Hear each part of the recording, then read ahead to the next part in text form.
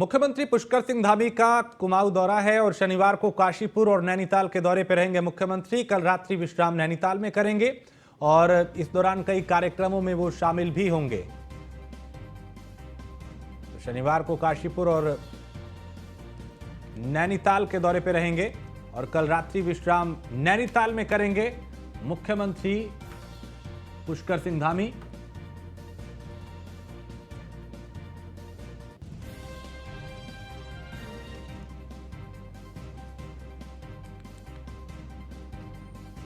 तो कल रात्रि विश्राम भी वो नैनीताल में करेंगे। इस दौरान कई कार्यक्रमों में वो शामिल होंगे और लगातार अलग अलग जिलों का वो दौरा कर रहे हैं, समीक्षाएं कर रहे हैं, जमीनी हकीकत को जान रहे हैं कि कितना काम हुआ, कितना करना बाकी है, कैसे उत्तराखंड को विकास के पथ पे आगे लेकर जाया जाए, कैसे पर्यटन के क्षेत्र में बदलाव किए जाएं और कैसे सुविधाओं को लोगों की ओर बेहतर किया जाए। मुख्यमंत्री पुष्कर सिंह धामी का कुमाऊं दौरा है। इस दौरान कई कार्यक्रमों में वो शामिल होंगे।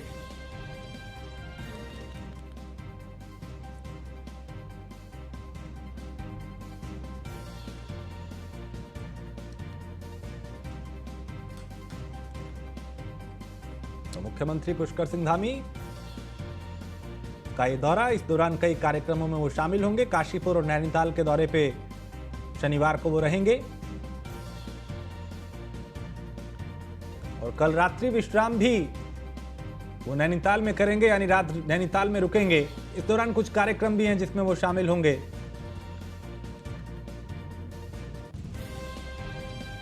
और सुदीप जैन हमारे ब्यूरो चीफ इस खबर पे ज्यादा जानकारी के साथ। सुदीप, कल मुख्यमंत्री का 2 जिलों का दौरा है, क्या कुछ खास इसमें रहने वाला है? देखिए, कल मुख्यमंत्री करीब 10:30 बजे रवाना होंगे काशीपुर के लिए। काशीपुर पहुंचने के बाद वो 1-2 कार्यक्रमों में शामिल होंगे और कुछ लोगों से मुलाकात करेंगे। इसके बाद मुख्यमंत्री नैनीताल जिले में विकास कार्यों की समीक्षा व निरीक्षण भी करेंगे और कुछ लोगों से मुलाकात करेंगे। मुख्यमंत्री का कल रात्रि विश्राम जो काठ गोदाम का सर्किट हाउस नैनीताल है वहां पर प्रस्तावित है और माना यह जा रहा है कि मुख्यमंत्री रविवार दोपहर बाद देहरादून लौट सकते हैं। और एक जानकारी ये भी है कि मुख्यमंत्री का दिल्ली दौरा भी प्रस्तावित हो रहा है, तो हो सकता है कि वो कुमाऊं से ही दिल्ली के लिए भी प्रस्थान कर जाएं। इस दौरे में क्या कुछ खास उनके कार्यक्रम हैं जिसमें वो शामिल होंगे? कुछ अलग से कोई रणनीति, क्योंकि हमने देखा पिछले कुछ दिनों में वो कई अलग अलग जगहों पे जा रहे हैं।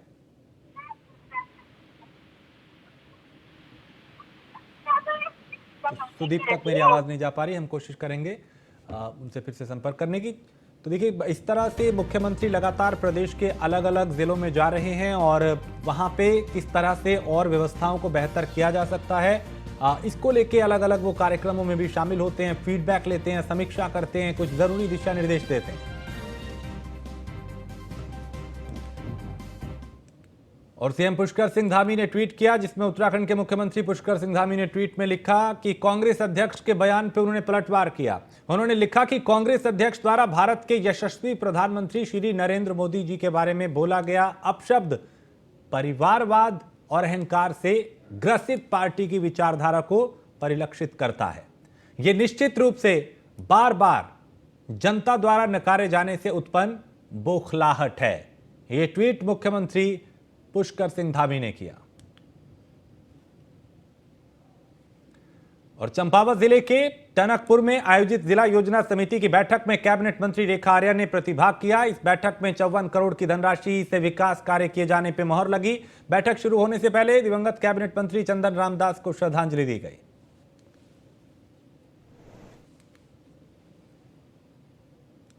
बैठक के माध्यम से लगभग चंपावत जिले को 54 करोड़ की धनराशि जो है आज विभिन्न विकास कार्यों के मद में जो है अनुमोदित की गई। और मुझे लगता है कि इससे निश्चित रूप से जहां पर कमिटेड एक्सपेंडिचर को पूर्ण किया जाएगा, उसके साथ साथ में स्वरोजगार को भी और साथ साथ में विभिन्न विभाग, चाहे वो स्वास्थ्य के संदर्भ में हो, चाहे सड़क के परिप्रेक्ष्य में हो, नहर के परिप्रेक्ष्य में हो, जो भी चाहे भेषज के परिप्रेक्ष्य में हो, जो भी व्यवहारिक प्रस्ताव है वो आज सभी अनुमोदित कर दिए गए हैं बैठक के माध्यम। और नई टिहरी में कैबिनेट मंत्री प्रेमचंद अग्रवाल ने जिला योजना की बैठक में हिस्सा लिया। इस बैठक में जिले के विकास के लिए 88 करोड़ 14 लाख 31 हजार रुपए के बजट को मंजूरी दी गई। जिला योजना की बैठक से पहले कैबिनेट मंत्री चंदन रामदास को श्रद्धांजलि दी गई। 2 मिनट का मौन रखा गया और उन्हें श्रद्धांजलि अर्पित की गई।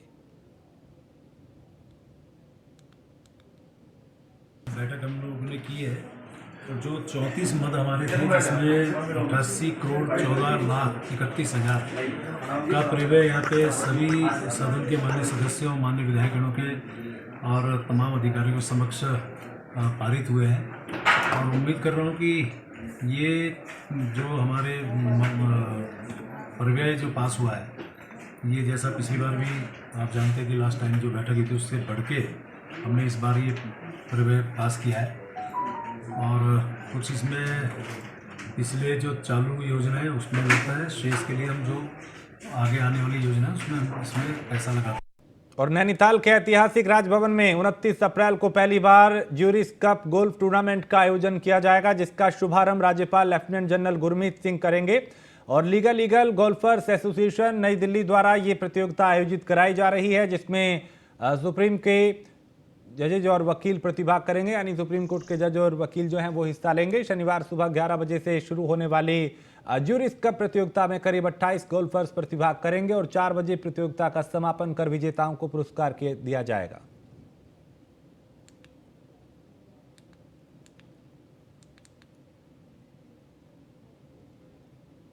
ये गोल्फ कोर्स है यहाँ हमारे नैनीताल में, एक ज्यूरिस कप होना है। वो ज्यूरिस कप 29 तारीख को होगा, अप्रैल में 29 अप्रैल को सुबह 11 बजे से शुरू होगा और शाम को 4-1 बजे ख़त्म हो जाएगा। इसमें करीब 28 गोल्फर्स पार्ट लेंगे और जिसमें से काफ़ी लोग जो हैं वो दिल्ली हाई कोर्ट और सुप्रीम कोर्ट के लॉयर्स हैं और कुछ जजेस हैं। उद्घाटन सत्र पर कौन आ रहे हैं? उद्घाटन जो है वो माननीय राज्यपाल जनरल गुरमीत सिंह करेंगे, वो भी आ रहे हैं इसके लिए। और जब प्राइज डिस्ट्रीब्यूशन भी वही करेंगे। किस तरह से खेल होना है? ये खेल खेल का जैसे 2 किस्म के खेल होते हैं, एक स्ट्रोक प्ले होता है और एक दूसरा प्ले होता है स्टेबल फोर्ट जिसको बोलते हैं। तो अब स्टेबल फोर्ट के तहत इसको करेंगे। बीजेपी मुख्यालय में शुक्रवार को एक शोक सभा का आयोजन किया गया, जिसमें चंदन राम दास को श्रद्धांजलि दी गई। इस श्रद्धांजलि सभा में बीजेपी प्रदेश अध्यक्ष महेंद्र भट्ट, प्रदेश महामंत्री और कई विधायक और कई जो पदाधिकारी हैं, कई कार्यकर्ता यहां पे मौजूद रहे। सभी ने चंदन राम दास की तस्वीर पे पुष्प अर्पित कर उन्हें श्रद्धांजलि अर्पित की। उनके जीवन पे प्रकाश डाला गया, उनके बारे में बताया गया कि कैसे वो लोगों की समस्याओं को लेकर लोगों के बीच रहते थे, उनका समाधान करते थे और यही वजह थी कि वो लगातार 4 बार विधायक रहे।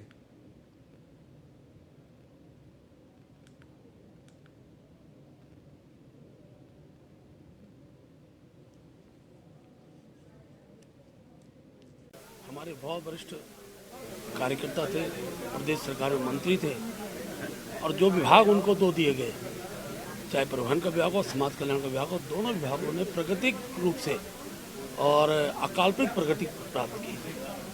अचानक उनका चला जाना हम सबको स्तब्ध करता है। कल मैं बागेश्वर में भी था और जिस प्रकार का जन स्नेह उनके प्रति वहाँ की जनता ने दिखाया, अपने आप में अभूतपूर्व था।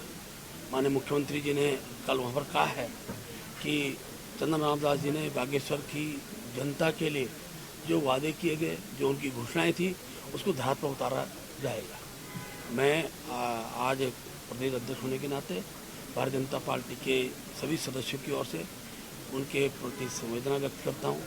हम श्रद्धांजलि देते हैं और उनके परिवार भगवान इस दुख की घड़ी को सहने की शक्ति प्रदान करें, ऐसी हम ईश्वर से प्रार्थना करते हैं। आज संपूर्ण जनपद के अंदर प्रत्येक मंडल में अपने मंत्री जी के प्रति हमारे शुक्रवार का दिन नैनीताल हाईकोर्ट के लिए काफी खास रहा। उत्तराखंड उच्च न्यायालय में आज 3 न्यायाधीशों का शपथ ग्रहण हुआ। शपथ के बाद उच्च न्यायालय में न्यायाधीशों की संख्या बढ़कर 8 हो गई है। मुख्य न्यायाधीश विपिन सांघी ने तीनों नए जजों को पद और गोपनीयता की शपथ दिलवाई। नए न्यायाधीशों ने आज से ही कार्यभार संभाल लिया। मुख्य न्यायाधीश विपिन सांघी ने न्यायमूर्ति मनोज कुमार तिवारी, न्यायमूर्ति शरद शर्मा, रविंद्र मैठाणी और आलोक कुमार वर्मा की मौजूदगी में वरिष्ठ अधिवक्ता राकेश थपलियाल, पंकज पुरोहित और रजिस्ट्रार जनरल विवेक शर्मा भारती को शपथ दिलवाई। नियुक्तियों से जो है नेचुरली कोर्ट की संख्या बढ़ेगी और डिस्पोजल ज़्यादा होगा, केसेस ज़्यादा डिस्पोज ऑफ होंगे, वो सबके हित में है, लिटिगेंट्स के भी और राज्य के हित में भी, दोनों के। जो जज बने हैं वो यही के हैं और यही उनने प्रैक्टिस करी, यहाँ के भूगोल को हाँ जानते हैं सब। कितना फायदेमंद होगा? फायदेमंद होता है, जानकारियाँ हैं उनको इस राज्य के बारे में जो है, इसलिए काफ़ी जो है वो महत्वपूर्ण है। और उत्तराखंड वक्फ बोर्ड के चेयरमैन शादाब शम्स ने अपनी जान को खतरा बताते हुए सरकार को पत्र लिखा है और सुरक्षा बढ़ाए जाने की मांग की है। उन्होंने कहा कि माफियाओं के साथ उनकी लड़ाई जारी है। ऐसे में मानकों के अनुसार दूसरे राज्यों में दी जाने वाली वक्फ बोर्ड चेयरमैन को सिक्योरिटी के अनुसार ही उत्तराखंड में भी सुरक्षा प्रदान की जाए, जिससे उन्हें जान माल का नुकसान ना हो। मैंने आग्रह किया है माननीय मुख्यमंत्री जी से कि जो बाकी प्रदेशों में सुरक्षा वक्फ बोर्ड चेयरमैन को दी जाती है, हमें भी मिलनी चाहिए, क्योंकि माफियाओं से झगड़ा है। उनकी आड़ में ऐसा ना हो कि बाद में फिर इंतजार करते रह जाएं। तो जो अगर बाकी जगह होता है, यहाँ भी मिलना चाहिए। मैं ऐसी उम्मीद करता हूँ कि जल्दी माननीय मुख्यमंत्री जी की तरफ से इसका संज्ञान लें। और नवंबर में उत्तराखंड में 9 नगर निगम, 43 नगर पालिका परिषद और 50 नगर पंचायतों में चुनाव होने हैं। पर इससे पहले सभी निकायों में ओबीसी सर्वेक्षण का काम एकल सदस्यीय समर्पित आयोग के निर्देश पर किया जा रहा है। ऐसी भी तमाम जानकारियां हैं कि उत्तराखंड में चल रही निकाय के ओबीसी सर्वेक्षण में बड़े पैमाने पर घपला सामने आया है, जिस वजह से नवंबर महीने में संभावित निकाय चुनाव पर संकट पैदा हो गया है। वहीं निकाय चुनाव में हो रही लेट लतीफी को लेकर अब बीजेपी कांग्रेस भी आमने सामने है।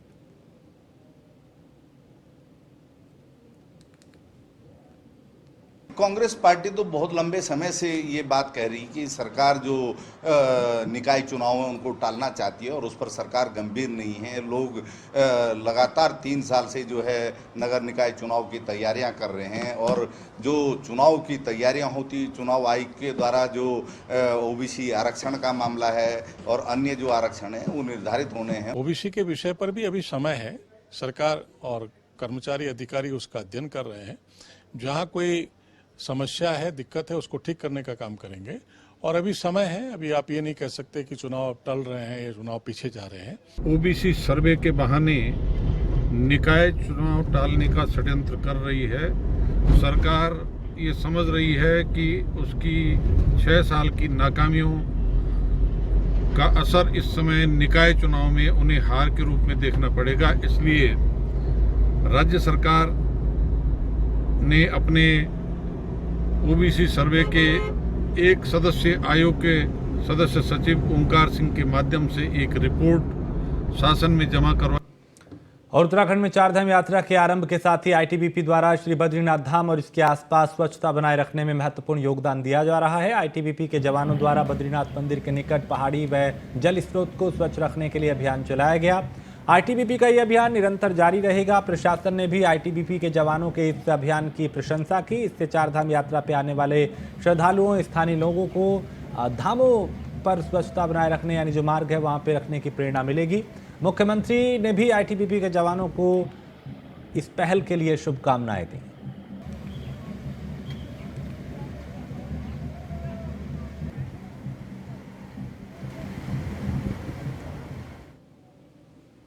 और उत्तराखंड में 4 धाम के कपाट खुलने के बाद 4 धाम यात्रा की विधिवत शुरुआत हो गई है। ऐसे में अब श्रद्धालु भी लगातार चारों धामों में दर्शन के लिए पहुंच रहे हैं। बद्रीनाथ धाम के कपाट खुलने तक चारों धामों में अब तक 1,25,000 के करीब श्रद्धालु दर्शन कर चुके हैं। सरकार द्वारा 4 धाम में आने वाले श्रद्धालुओं के लिए व्यवस्थाएं बेहतर की गई हैं। इसके लिए गढ़वाल आयुक्त सुशील कुमार लगातार मॉनिटरिंग कर रहे हैं। चारों धामों के 4 धाम यात्रा 2023 में कपाट खुल चुके हैं और यात्रा सुचारू ढंग से प्रारंभ हो चुकी है। वर्तमान में यदि मैं बताऊं कि कल तक लगभग 1,25,000 श्रद्धालु चारों धामों में दर्शन कर चुके हैं अभी तक। पिछले दिनों में केदारनाथ जी में और यमुनोत्री में मौसम की भी दृष्टिगत परेशानियां रही हैं, बर्फबारी हुई है, लेकिन उसके उपरांत भी यात्रा द्रुत गति से इस समय चल रही है और चारों धामों में जो व्यवस्थाएं हैं वो सभी व्यवस्थाएं बना ली गई हैं और जो भी सुधार हो सकता है यात्रियों से फीडबैक ले। और 4 धाम यात्रियों को मौसम की बेरुखी का सामना करना पड़ सकता है। मौसम विभाग ने बारिश और बर्फबारी की संभावना को देखते हुए येलो अलर्ट और ऑरेंज अलर्ट जारी किया है। यात्रियों से सतर्क रहने की अपील की है। मौसम विभाग ने 28 और 29 अप्रैल को बारिश, ओलावृष्टि, बिजली गिरने और बर्फबारी के लिए येलो अलर्ट जारी किया। साथ ही 30 अप्रैल और 1 मई को ऑरेंज अलर्ट जारी किया है। बता दें कि बीते दिन बद्रीनाथ धाम में बदरा जमकर बरसे और वहीं केदारनाथ में बर्फबारी के बाद तापमान में गिरावट दर्ज की गई है। इसके चलते श्रद्धालुओं को कई तरह की दिक्कतों का सामना भी करना पड़ रहा है।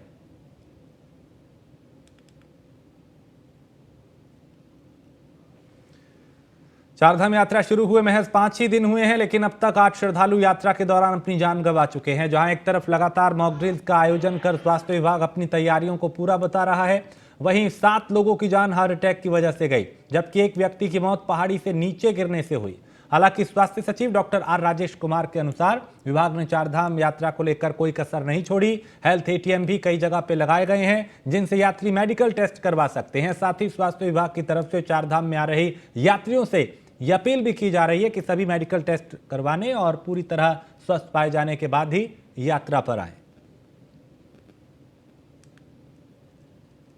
यात्रियों की सुविधा के लिए पूरे समस्त चारधाम यात्रा रूट में हमने 50 हेल्थ एटीएम्स लगाए हैं। इसके अलावा जितने भी हमारे मेडिकल रिलीफ पोस्ट हैं चारों धामों में, जैसे केदारनाथ में 10 है, गंगोत्री में 1 है, यमुनोत्री में 3 है और बद्रीनाथ जी में 3 है। तो इन सभी जगहों पे हमारे point of care testing devices हैं और ये डिवाइस 28 किस्म के टेस्ट करता है, जैसे टेम्परेचर, पल्स, बीपी, ईसीजी इत्यादि। इससे यात्री को अपनी जो वास्तविक हेल्थ स्टेटस है वो अवगत होते हैं। और इन सभी एमआरपीज में हमने डॉक्टर्स, पैरामेडिक्स, नर्सेस इत्यादि पोस्ट। मुख्यमंत्री पुष्कर सिंह धामी ने सड़क दुर्घटनाओं में कमी लाने के लिए चारधाम मोटर मार्ग पे चिन्हित 77 अति संवेदनशील स्थलों पे क्रैश बैरियर लगाने के निर्देश दिए थे, जिसमें उत्तरकाशी, चमोली, पौड़ी जिले शामिल हैं, जिस पे ट्रैफिक पुलिस गंभीरता से काम कर रही है। यातायात निदेशक मुख्तार मोहसिन ने जानकारी दी और बताया कि दुर्घटना संभावित अति संवेदनशील मार्गों को चिन्हित किया गया है और वहां क्रैश बैरियर लगाए जा रहे हैं। साथ ही जो क्रैश बैरियर डैमेज हुए हैं उनको ठीक किया जा रहा है। मकसद और मंशा एक ही है कि सड़क दुर्घटनाओं को रोका जाए, इसे कम किया जाए, इस पे लगाम लगाई जाए।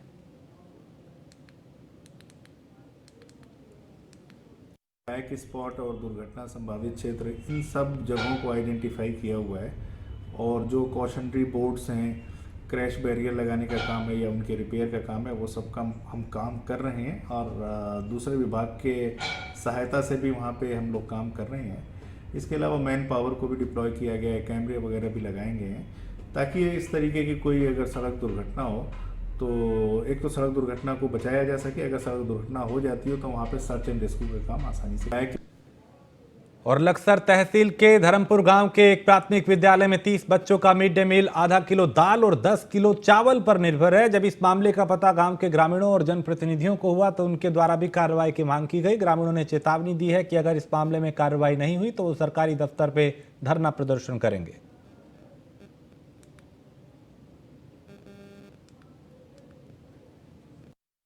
मैं ग्राम धर्मपुर में प्राइमरी स्कूल, जिसमें टीचर राजेंद्र कुमार जी हैं, कल मैं स्कूल का निरीक्षण पे ऐसे ही चला गया तो मैंने देखा वहाँ 10 किलो चावल और आधा किलो दाल, जिसमें 26 बच्चे मैंने खुद गिने वहाँ बैठे हुए थे, उनके लिए बन रही थी। और जो पोषण आहार उनके लिए सरकार दे रही है, उसे खाने का काम इस टीचर के द्वारा किया जा रहा है और ये बात बिल्कुल बर्दाश्त नहीं होगी। मैं मुख्य शिक्षा अधिकारी से कहना चाहूँगा, इस पर प्रकाश डालकर इस समस्या का समाधान करें। अगर इस समस्या का समाधान जल्द से जल्द नहीं होता तो मैं अपनी पूरी यूनियन, पूरी टीम के साथ उनके कार्यालय पर धरना प्रदर्शन करूँगा। मैंने वहाँ से खाने की व्यवस्था देखी बच्चों के लिए, तो वहाँ से कल लगभग आधी किलो दाल के करीब थी और 10 किलो करीब चावल थे और जी बच्चे यहाँ 30 कम से कम। इसमें ये देखो कितना कम में बच्चों को खाना मिल रहा है। मैं ग्राम धर्मपुर में मसूरी माल रोड पे चल रहे सौंदर्यीकरण और पुनर्निर्माण के कार्य में हो रही देरी को लेकर जहां मसूरी के लोगों में गुस्सा है, वहीं पर्यटन सीजन शुरू होने वाला है, जिससे संभावना जताई जा रही है कि माल रोड में चल रहे निर्माण कार्यों के चलते पर्यटन सीजन प्रभावित हो सकता है। वहीं जिला प्रशासन माल रोड के पुनर्निर्माण के कार्यों को अप्रैल महीने के अंत तक पूरा करे जाने के लेकर काम कर रहा है और जिलाधिकारी देहरादून सोनिका द्वारा भी यहाँ का जायजा लिया गया और उन्हें भी कहा कि काम जल्द से जल्द पूरा करने की पूरी कोशिश है। जो ये वाला एरिया तो इन्होंने ब्लैक टॉप कर दिया है, फिर यहाँ से जो झूला घर से आगे का जो एरिया है अपर मॉल रोड इन्होंने ब्लैक टॉप कर दी है, लोअर मॉल रोड, और फिर वहाँ से जो पिक्चर पैलेस तक का रास्ता है अभी उसमें काम चल रहा है और हम लोग पूरी कोशिश कर रहे हैं कि हम लोग अप्रैल एंड तक ही इस पूरे काम को कंप्लीट कर दें। थोड़ा बहुत आगे पीछे हो तो भी, लेकिन कंप्लीट करने की पूरी कहा कि हम तो कोशिश करेंगे कि हम 30 तारीख तक, अभी भी हमारे पास 3 दिन है, और हम पूरी कोशिश करेंगे कि हम 3 दिनों में काम पूरा कर लें, प्रोवाइडेड बरसात या कोई इस तरह का इशू ना है। अभी जगह जगह डंप पड़ा भी उठा रही है, वो मलबा अभी उठाएंगे, अभी मैंने कह दिया इन लोगों से कि अभी तत्काल उठाएंगे और आज इन्हें हटाना। लक्सर में समाज कल्याण विभाग के शिविर में मारपीट करने के मामले में वर्तमान विधायक प्रतिनिधि ने पुलिस में शिकायत दर्ज कराई है। शिकायत मिलने के बाद पुलिस ने पूर्व विधायक समर्थक प्रधान और अज्ञात के खिलाफ केस दर्ज कर जांच शुरू कर दी। बीते दिन दिव्यांग के लिए खानपुर ब्लॉक मुख्यालय में समाज कल्याण विभाग की तरफ से लगे शिविर में खानपुर के वर्तमान और पूर्व विधायक के समर्थक आपस में भिड़ गए। सूचना मिलने पर पुलिस मौके पर पहुंची और जांच की गई। उस वक्त मामले को शांत कराया गया।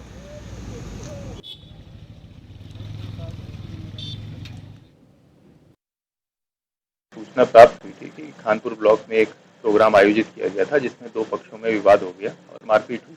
तो उसके प्रकरण के चलते जो है कल तहरीर प्राप्त हुई थाना खानपुर पे और उसमें धारा 323, 54, 56 के अंतर्गत मुकदमा पंजीकृत किया गया। और देहरादून जिले की रानी पोखरी थाना पुलिस ने 2 चोरों को गिरफ्तार किया है जिनके पास से कुछ दिन पहले चोरी की गई एक स्कूटी बरामद की गई है। आरोपियों की पहचान आकाश कुमार और अर्जुन थापा के रूप में हुई है जो देहरादून के रहने वाले हैं।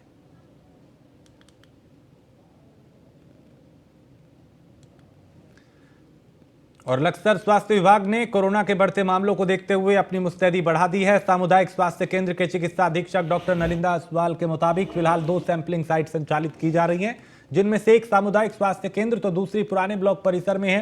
वहीं स्वास्थ्य विभाग के मुताबिक मौसम की बीमारियों से भी खांसी, जुकाम और बुखार के कोविड से मिलते जुलते लक्षण होने के कारण चुनौती बढ़ गई है। प्रेजेंट हमारी सैंपलिंग साइट 2 है, एक हमारे अस्पताल में की जा रही है, दूसरी हमारी जो ब्लॉक लेवल में जहाँ कोविड हमने पहले से करा था वहीं पे की जा रही है। उसके अंतर्गत अभी जितने मामले आ रहे हैं पिछले 1 हफ्ते में ऐसा कोई पॉजिटिव केस नहीं आया। पॉजिटिव केस अगर आता है, पॉजिटिव रेट अगर बढ़ता है, हम जिसका हम सर्वे कर रहे हैं टाइम टू टाइम, उसके अंतर्गत हम देखेंगे वो हॉटस्पॉट एरिया कौन सा है।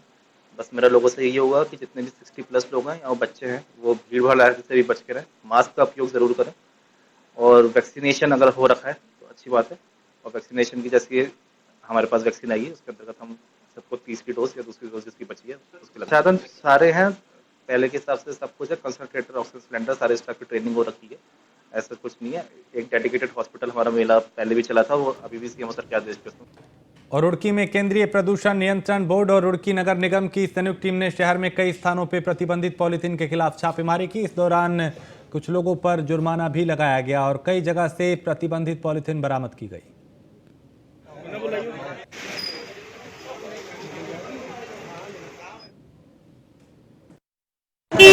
एक टीम के साथ नगर निगम प्रशासन के सहयोग द्वारा यहाँ पे छापेमारी की गई है। सिंगल यूज प्लास्टिक जो बैंड प्लास्टिक है उसके संबंध में छापेमारी की गई है। उसके संबंध में 2 गोदाम में उसमें सिंगल यूज प्लास्टिक पकड़ा गया था, उसको कार्रवाई की गई। सर जो पॉलीथीन है वो पकड़ी गई है टीम के द्वारा, उसमें हमारी कार्रवाई ये कहना है कि हमने सिर्फ कार्रवाई ही नहीं की है, पॉलीथीन पकड़ी है उसके बाद जुर्माना किया है, साथ के साथ कुछ व्यापारियों के साथ बैठक करके इसके विकल्प के बारे में भी उन्हें परिचित कराया है और जो उसका विकल्प जो प्रोड्यूस करते हैं उनसे मिलवाया भी है। इसके बाद भी अगर कोई विकल्पों पे नहीं जा रहा है तो अगर कार्रवाई होती है तो जो कार्रवाई होती है उसका पालन करना। केंद्रीय प्रदूषण नियंत्रण बोर्ड से है और हमें हेड ऑफिस से हमारे इंस्पेक्शन मिला है, लखनऊ रीजनल ऑफिस से मिला है। एक ज्वाइंट इंस्पेक्शन है स्टेट पोल्यूशन कंट्रोल बोर्ड नगर निगम के साथ, जो SUP बैन आइटम है तो उन पे कार्रवाई करने का। सर कितना माल पकड़ा गया आज? सर 5-7 टन करीब पकड़ा गया है, 5 टन के आसपास। वो सारी पॉलीथीन सीज की गई है। कितने गोदामों पर कार्रवाई की गई? सर अभी तो हमने उधर कुछ किए हैं, अब यहाँ मैं नया हूँ तो आइडिया तो है नहीं एरिया, अभी इस एरिया में 2 गोदाम पकड़े। सर लगातार रुड़की सर भट्टों से संबंधित तो हम है नहीं, हम तो पॉलीथीन से। किस तरह की कार्रवाई की जाएगी? और इसी के साथ इस बुलेटिन में फिलहाल इतना ही। आगे देखिए बात में दम है।